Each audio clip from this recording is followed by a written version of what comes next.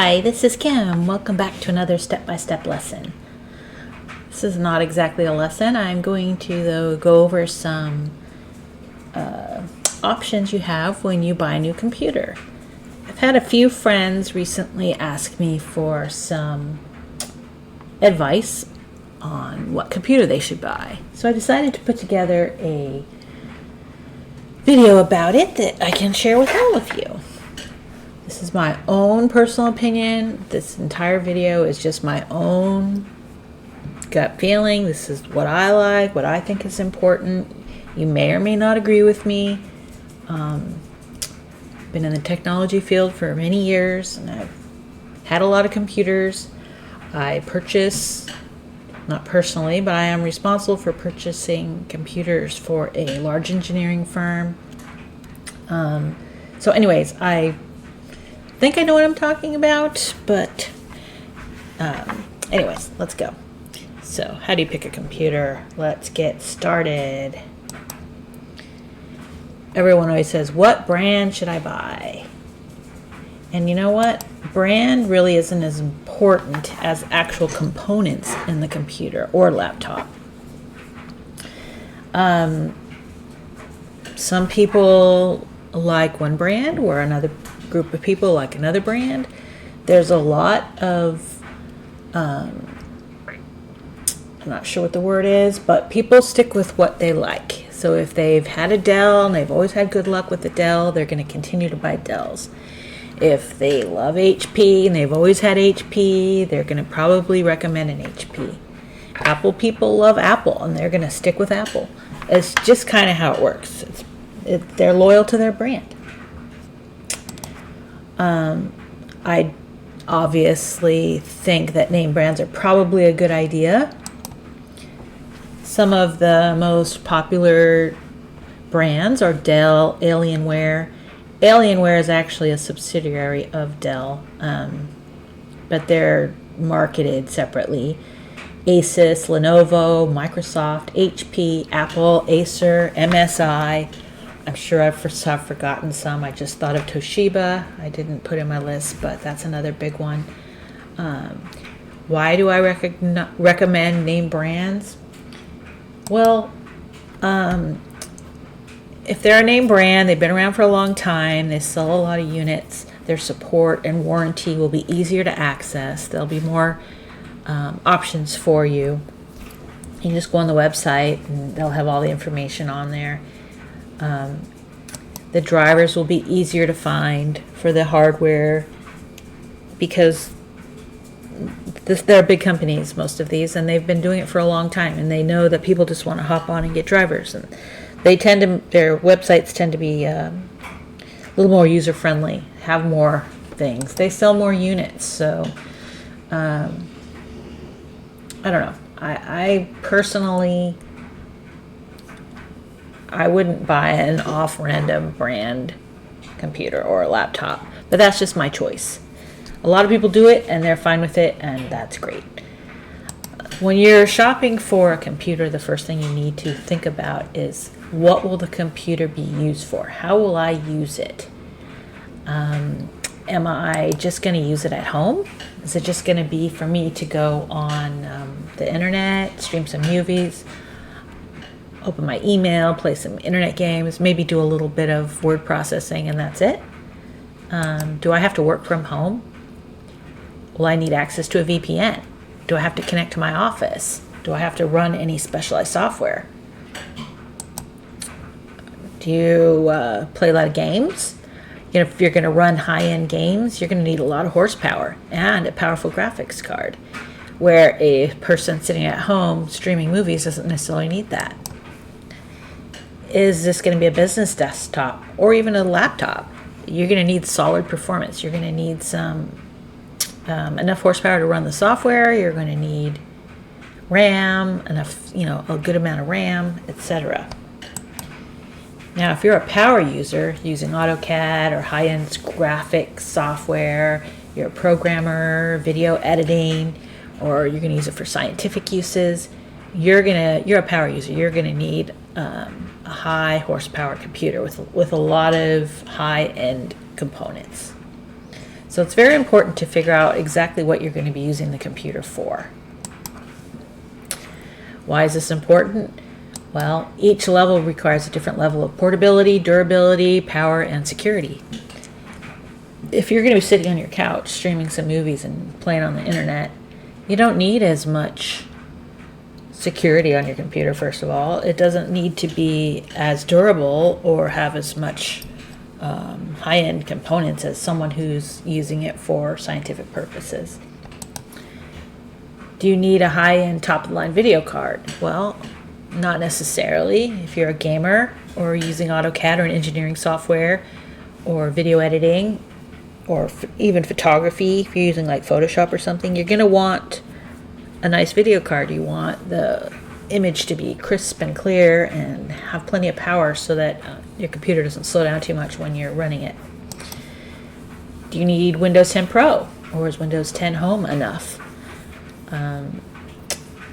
Windows 10 Pro has a lot of security built in that Windows 10 doesn't. There's options that you can turn on and off. If you need to work remotely and use a VPN, you're definitely going to need Windows 10 Pro. It's like $80 more. It's worth it. You get a lot more security and it's a lot more features.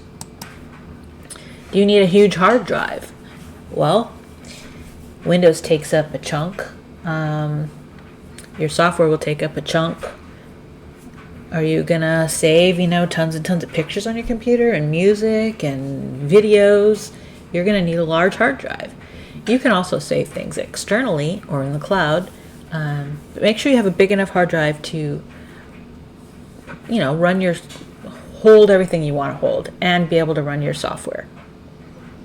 What are the minimum specs recommended by the software you're running? This is important too. So if you're running like Photoshop, you can look up online, go to Adobe and see what they recommend as the minimum specs for that software, or AutoCAD, or I can't even think of any video editing software for some reason. But there's a lot of high-end video editing software that they require a lot of RAM, a high-end video card. You have to make sure you have enough to satisfy those minimum requirements, and I would go way over and above because you don't want to just get the minimum. An underpowered computer will not run the software efficiently, and this is so true. I've seen it. Is a laptop fine? Do you need a large desktop with 3 monitors? Determine what you actually need. So you need to think about all these things so that when you're researching the computers, you'll research ones that actually fit your needs. You don't want to waste time looking at something that's not even going to work for you. It might be a great deal, could be on sale, wow, it looks really cool, but if it's not going to work for what you want, then it's useless. Now you have to think about, what's your budget? How much do you have to spend? If what you want will cost more than that, is it a possibility? Or is like, okay, I have $1,400 and that's it. You need to think about what your budget is. If you can't spend any more than that, adjust the things you'll be looking for. If you start researching and everything that you want's coming in at $2,000 and you only have $1,400, you're going to have to reduce some of those criteria that you're expecting. If you can wait until a holiday sale, you may be able to get a deal. So you got to be flexible. A decent laptop for just basic use and, a little bit of, not the bare bones basic laptop, but a little bit up from that, you're going to look at $1,000, $1,200. A higher end laptop, I had someone who just recently bought one for $6,000, which is a crazy amount of money, but it's a very powerful laptop. It's going to do everything he needs. Can you get one cheaper? Of course you can. Shop around. Like I said, there's sales all the time, but you got to look at all the specs. A decent desktop will be similar priced, and you can start really low, you can go really high, somewhere in the middle. Macs cost a lot more than a Windows computer, and they don't have as many to choose from. They have some pre-built devices that this is what you get. You have a couple different options for each model, and that's it. Where Windows has a lot more things you can I shouldn't say that. Windows PC manufacturers have a wide variety of components that they put inside these machines. Some of them are customizable, some are not. So it's a game to pick exactly what you want. You've got to just really do some research and find who offers what you want at the price that you want it. You have to be realistic with your budget. Are you going to get a fantastic computer for $500? No. Can you get an okay one? Well, maybe. It just depends what you want to use it for. Someone asked me about used computers recently. That's a loaded question. Used from where? Is it a Mac that you're buying from the Apple Store that's been reconditioned? And it might be fine. And they'll come with some sort of warranty. If you're buying it on Craigslist from some random person, that's kind of scary because you don't know what you're going to get. It could be stolen. It could have been dropped and it won't work at all. Who knows? So you just have to use your common sense. Okay, so Windows or Mac, we're going to talk about this a little bit. There's PC people and there's Mac people. It's like religion. It's like politics. People are on one side or the other, and there's very few people that are both. So either choice is great. They're both wonderful in their own ways. You have to think about what you need and what you're going to be doing with it. Macs are more expensive. They're harder to upgrade, but they are solid computers and they'll just work. They're loved by those who use them. They have better performance and reliability, supposedly. I don't know that for sure, but you hear that all the time. They're great for graphic artists. So, yeah. Now, Mac only offers a few choices, like I said, but those choices are solid. They've been engineered to work with those components. And like if you want to add on a larger hard drive than what they offer, I'm not sure that it's very easy to do. PCs are the overwhelming majority in the market. Why? Well, most businesses use them. And there's tons of choice. There's unlimited options. They're much lower cost compared to a Mac, and you can pretty much get whatever you want. You just have to shop for it. PCs are easily repaired and upgraded. You can change out any component pretty simply. You can upgrade it. If it breaks, you can just pop one out, put another one in. You don't have to go to a specific store. Like if your Mac dies, you pretty much have to go to Apple to fix it. PCs, take it anywhere, have anyone come out. Most software that you purchase will easily run on Windows. Not everything works on Mac. There's a lot more now. And I'm not a Mac person. I've had Macs in the past. I think that they're easy to use. And the software just works. Everything just works until it doesn't work, and then you're out of luck. Okay, how big do you want it to be? Size matters. Well, sort of. Tablets are very small. They don't have external keyboards, so it's not going to be good if you need to type a lot of documents or even go on the internet a lot. It's harder to type on them. Laptops are better than a tablet if you have to do a lot of typing. But if you get a tiny one, the keyboard is all scrunched and the screen is small, so it's hard to see. And you're typing with your hands all crunched up. Large laptops are awesome, but they're heavy and they're not very portable. They can be used with external keyboards, mice, and monitors. So can small ones, which helps if you don't have to carry it around. Now, desktops and workstations are great if you don't need to move the computer. They'll give you the most power usually. And you can hook up multiple monitors easily, pick your mouse, your keyboard, etc., hook up to your printer, all that. You get much more bang for your buck. Laptops have to fit a lot in a little space, so their components are a little more expensive. So I'm going to kind of tell you some components of the computer and what the different options for each one. I prefer Intel for the CPU. The CPU is the central processing unit. It is like the brain of the computer.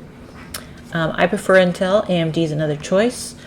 And according to some people, it has surpassed Intel by offering a lot more for less. So they're becoming they've always been less expensive, but I guess they're giving a little bit more horsepower now than Intel. Intel's kind of lagging. I don't know that that's true, but that's what I read. The CPU matters a lot. So think about this when you're buying your computer. It will determine how well your computer performs. It's the brain. So you don't want to get a too low of a performing CPU if you're going to be using it for high demand processes. Here's the simplified list below. There are many other CPUs, but here are the ranges. So like the low end, you got the Pentium, Celeron, and Core i3. The low end of the AMD is the A series, the Athlon, and the Ryzen 3. Middle is the i5 or i7. Middle end here is a Ryzen 5 or Ryzen 7. High end Intel CPU is a Core i9, Core X, or Xeon. The high end over here is a Ryzen 9 or a Threadripper or EPYC. So this is just I didn't come up with this list. I found it online in multiple places, and I kind of gathered this information and put it all in one spot. But I wouldn't even go these low end. I would, unless, like I said, you're just a personal computer, you're going to sit and watch some Netflix and do some email on your couch. I wouldn't even get this. I would go right to the middle. That would be like the lowest I would recommend. Okay, the video card is super important too, depending on what you're going to be using the computer for. So I prefer NVIDIA. There are other brands. Now, if you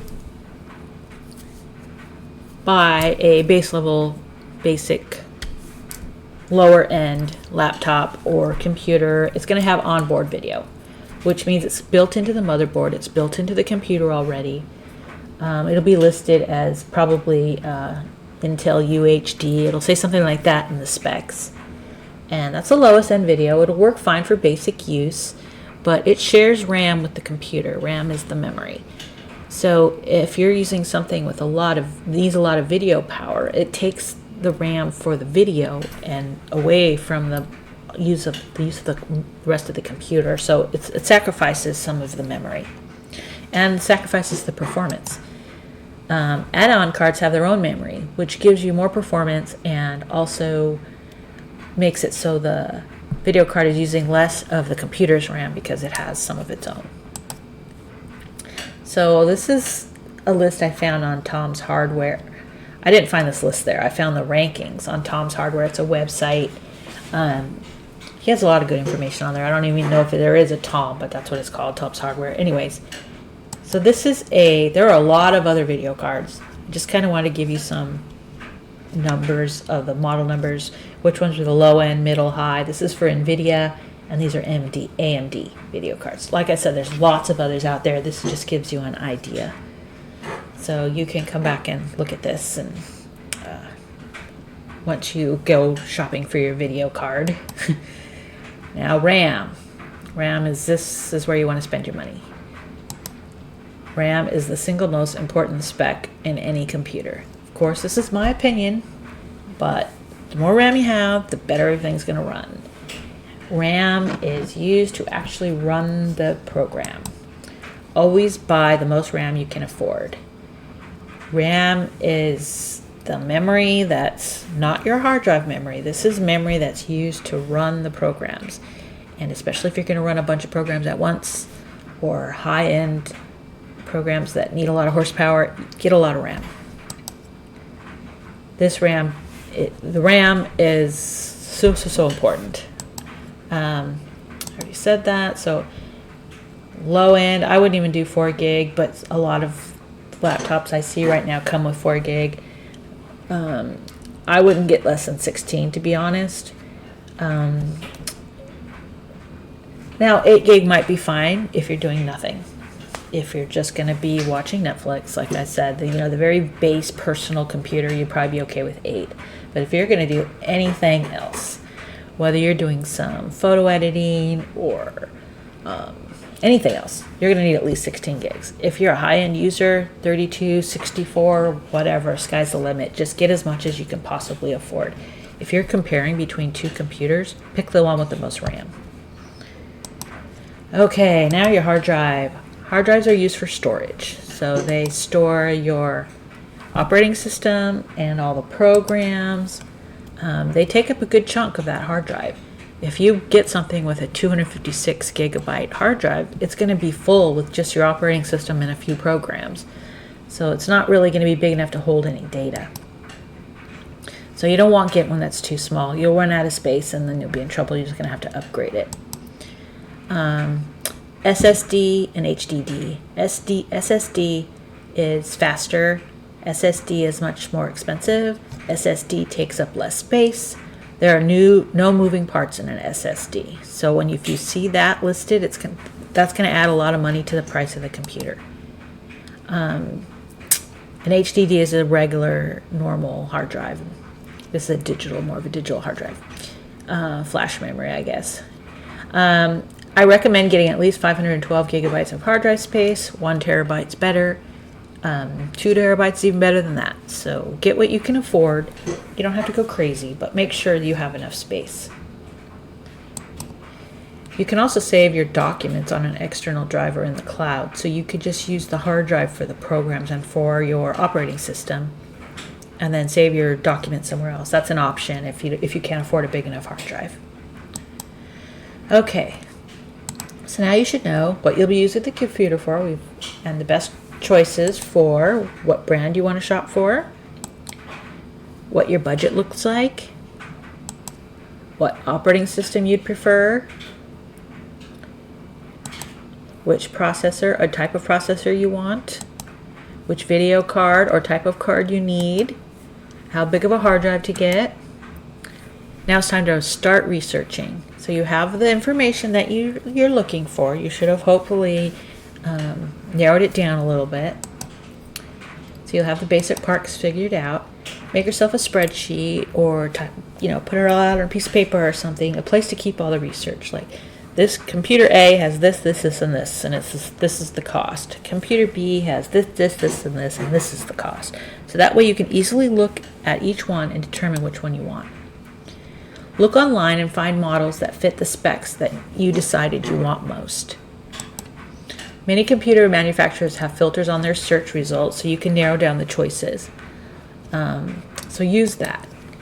Dell allows you to configure models to fit your needs.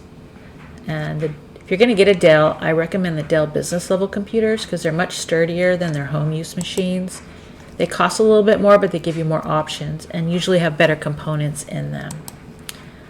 Here are some places to look for computers: Apple, Newegg, Best Buy, Costco, Amazon, Microsoft, as well as all the manufacturer sites for each. Apple, I want to note, does offer educational discounts. So if you're a student or a teacher, you're eligible for a discount. It's not huge, but if you decide to go that route and buy an Apple, ask about it. Okay, and final tips. RAM is king. Get as much RAM as you can. If you're comparing two models, pick the one with the most RAM. You can find my video about Windows 10 Pro versus Windows 10 Home.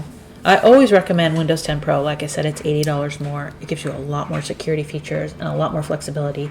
But watch my video and maybe that'll convince you. Extended warranties, that's a whole other can of worms. I think yes on laptops, only because so many things can happen. You can drop it, you could spill something in it.